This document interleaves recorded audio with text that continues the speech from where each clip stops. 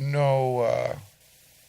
One of the things I have to say, like, whatever I'm about to say, like, it's hard to reproduce the bubble that was taking place in Ypsilanti elsewhere. You know what I mean? It's hard for other people to fully comprehend that and some of the unique characteristics and.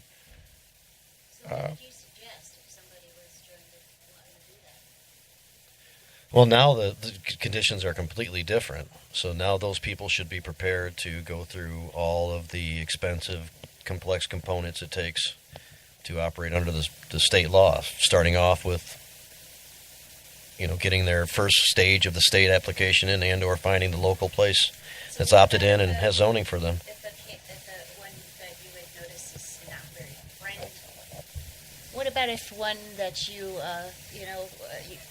consulted or whatnot that was in an unfriendly county, such as, let's just throw out there Oakland? Jamie, she's asking the question from an activist standpoint, I think, of what are some of the break points in conversation that you found have been effective in swaying someone whose opinion you want to influence to some degree about thinking about or being more open-minded about cannabis or medical cannabis? In their communities.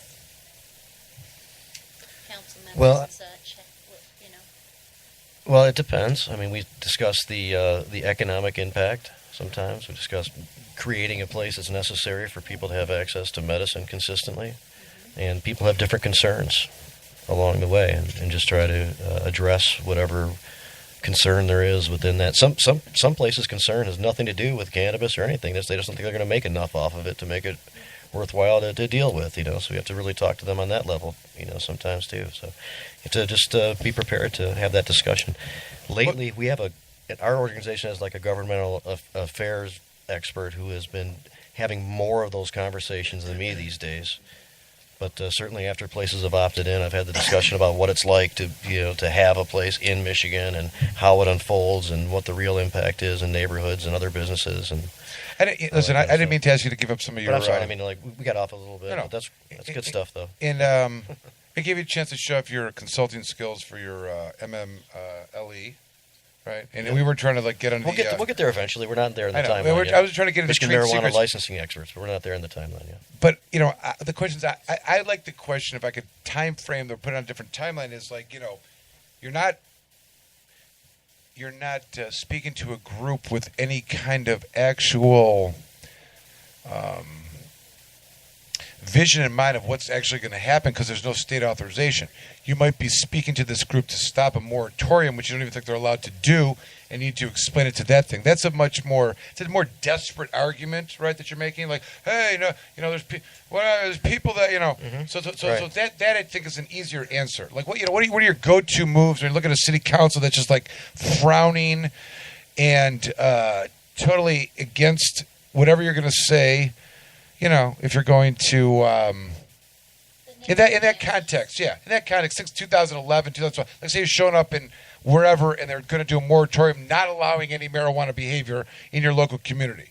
And they're concerned that the sky is going to fall? That group. One of the things, you're not allowed to threaten that discussion could take many different routes, but one of the things I say is, we can look around the country at scenarios, in which this doesn't unfold and look and see what the actual impact is, but we can also look right in our own backyard. And I've run a place or been involved in a place for, I think it's 9 years, almost in the summer will be 9 years of continuous operation. Okay, Mr. Smarty Pants. We do look around the Colorado Rocky Mountain High Report. Federal government oversight of Colorado is not look good for your arguments. What do you have to say about that? Well, I mean, if somebody is actually citing a study or something like that, I might try to look at the correlation versus causation and discuss with them that that's not really happening, that we do know that it's had a positive impact in many ways or whatever. But I guess I don't really get into those discussions. Nowadays, I'm asking you, let's play devil's advocate. Did you not see the Rocky Mountain High report on the legalization in Colorado? Federal government. And I've been around when somebody's used it as the basis for their presentation to a group to try to sway them. And I've noticed that there's a lot of cherry picking of data, and there's using results that cannot conclusively demonstrate that cannabis is at fault for anything. And if we really want to go down, if this is really believed to be the catalyst for making a decision, then let's tear this apart and discuss where the truth is. So you're arguing that the federal government's just lying, like they're probably just Yes. lying about Schedule 1 or something like that too, Yes. probably? Okay. Yes. All right. Sorry. Clear about that. Yeah.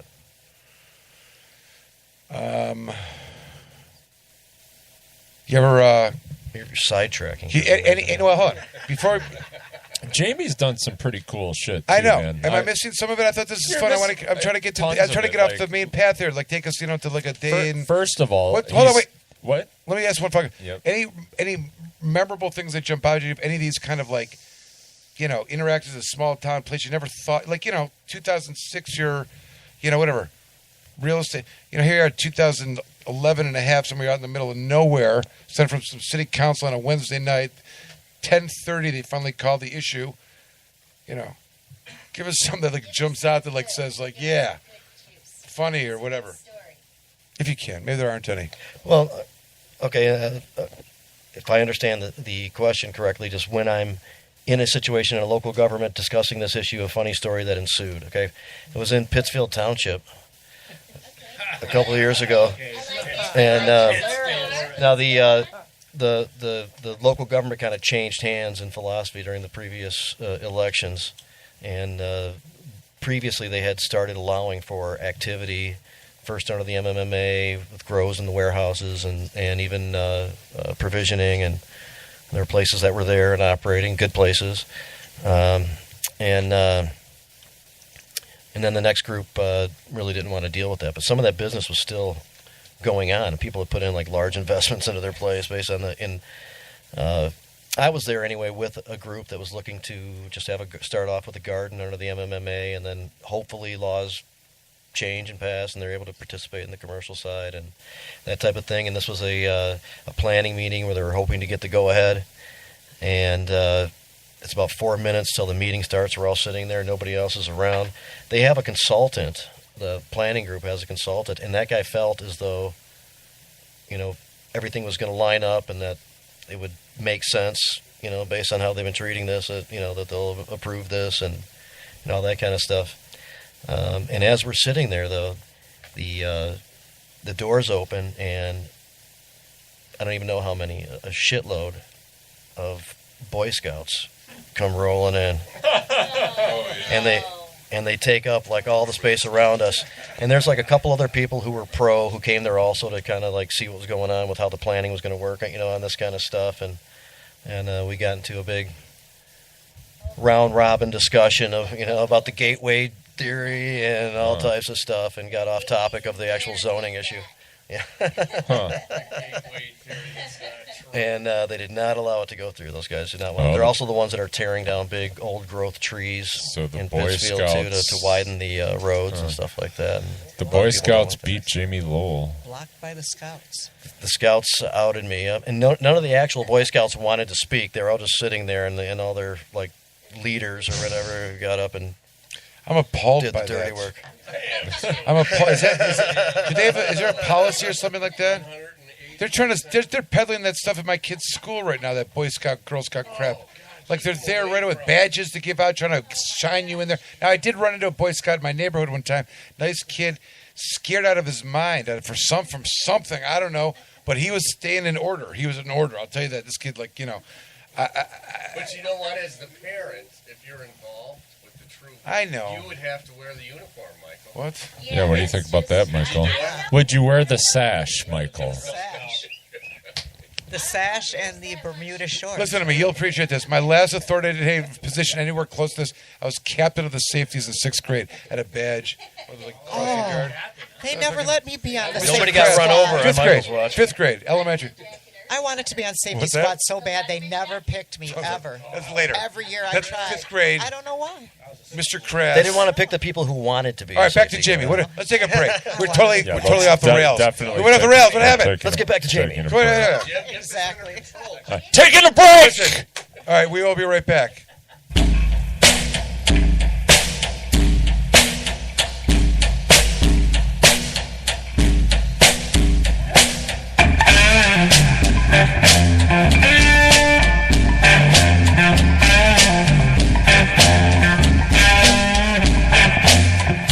Well, I hate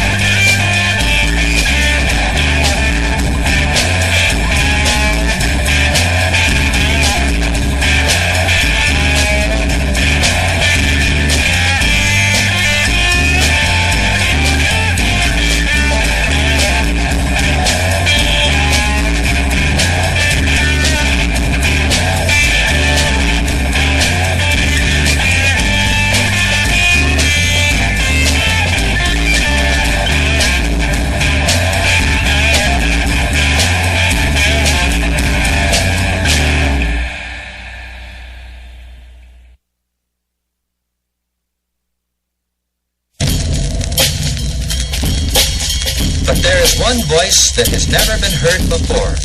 The voice of old Mr. World himself. The way he might sound if he could speak to us in our own language. Mr. World, how was this wonderful, orderly Earth of ours formed in the first place? And how long has it been going on?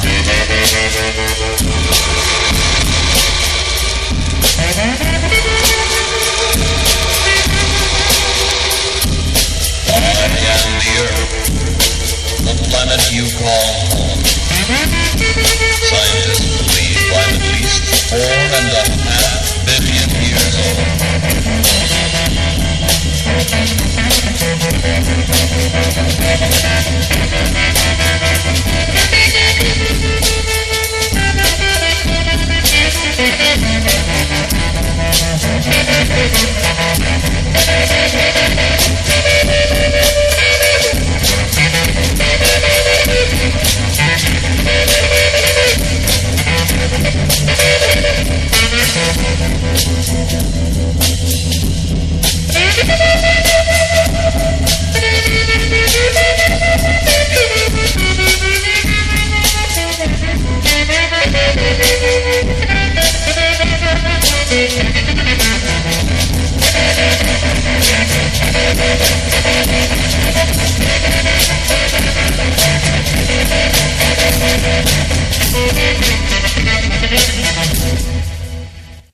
Going to north of Jacksonville with me tomorrow morning at 9:30 in the parking lot. We will be gone most of the day. You will take a lunch with us, and I understand there will be 3 or 4 cars going.